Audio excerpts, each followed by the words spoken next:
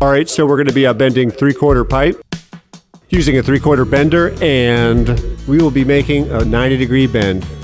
So we got a Sharpie, your level, tape measure.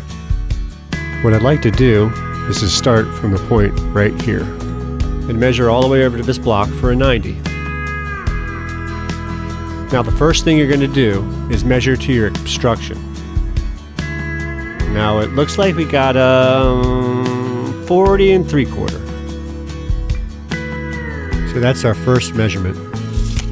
Depending on what type of material we're using, you would deduct your 1/2 inch if you're using Mineralac, or you can just do it fully to the obstruction for a 1-hole strap. So you know it's 4 3/4. Let's say we're going to use Mineralac. So we deduct 1/2 inch, so it's a 40 1/4 90. Let's mark the pipe.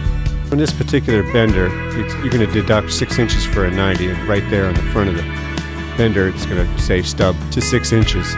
So now you'll just, take your tape measure and let it run off 6 inches, and just hold the tape measure there, and then you'll pull it across. And we got 40 1/4. And that's your mark.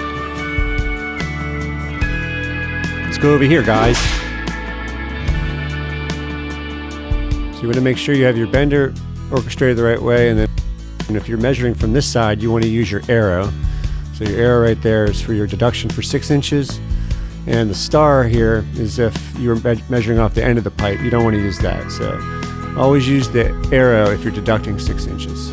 So you want to make sure that you got constant pressure on the bender where your mark is when you get up to bend it. That way it doesn't move. So you got the pressure on the bender.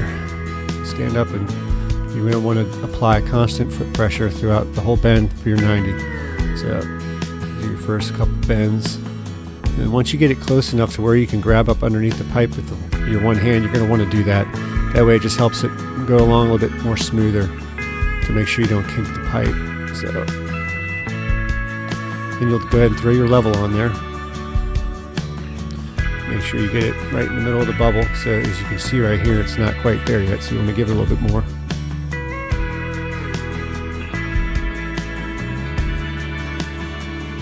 You're about there.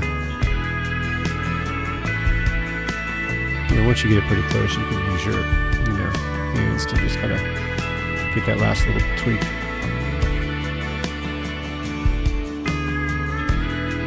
That should be good.